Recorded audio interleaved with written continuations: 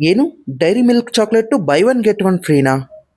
ಹೇ hi ಗುರು, welcome back to my mini vlog video. ಗುರು, ಇವತ್ತೊಂದು ಸಂಜೆ 6 ಗಂಟೆಗೆ ಈವೆಂಟ್ ಇತ್ತು. 6 ಗಂಟೆಗೆ ಈವೆಂಟ್ ಇದೆ ಅಂತ ಬೇಗ ಟೀ ಕಾಫಿ ಎಲ್ಲ ಕುಡಿದು ಬಂದ್ಬಿಟ್ಟೆ. ನನಗೆ ಗೊತ್ತೇ ಇಲ್ಲ ಗುರು, ಸುಮ್ ಮಲ್ಕೊಂಡಿದ್ದೀನಿ. ಹೊರಗಡೆ ಬಂದು ನೋಡ್ತೀನಿ ಹೆವಿ ಮಳೆ ಅಂದ್ರೆ ಮಳೆ ಬಂದ್ಬಿಟ್ಟಿದೆ. ಸೊ ಹಾಗೆ ಈವೆಂಟಿಗೆ ಬಂದು ಬೇಗ ನೀರು ತಗೊಂಡು ಹೊರಗಡೆ ಹಾಕಿ ಲೈಟ್ ಎಲ್ಲ ಆನ್ ಮಾಡಿದೆ. ಗುರು, ಹಾಗೆ ಇವತ್ತು ಸಂಜೆ ಒಂದು 7 ಗಂಟೆಗೆ ಈವೆಂಟ್ ಇತ್ತು. So customer heart shape decoration ಬೇಕಂದಿದ್ರು, ಅದಕ್ಕೋಸ್ಕರ ಹಾರ್ಟ್ ಶೇಪ್ ಮಾಡ್ಕೊತಿದ್ದೀನಿ.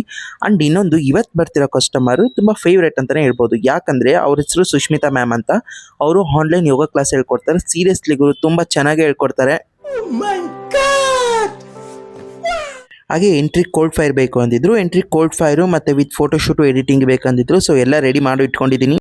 ಅವಶ್ಯಕತೆ ಇದೆಯಾ, ಅನಿವಾರ್ಯನಾ?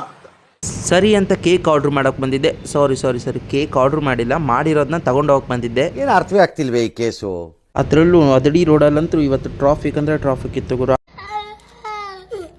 ಆ ಟ್ರಾಫಿಕಲ್ಲೇ ಹೋಗಿ ಬೇಗ ಕೇಕ್ ತೊಗೊಂಡು ಹೊರಟೆ ನೋಡಿ ಗುರು. ಫೈನಲಿ ಕಸ್ಟಮರ್ ಬಂದರು. ಕರೆಕ್ಟಾಗಿ 7 ಗಂಟೆ ಅಂದರೆ 7 ಗಂಟೆಗೆ ಬಂದರು ಮೇಡಮ್ಮು.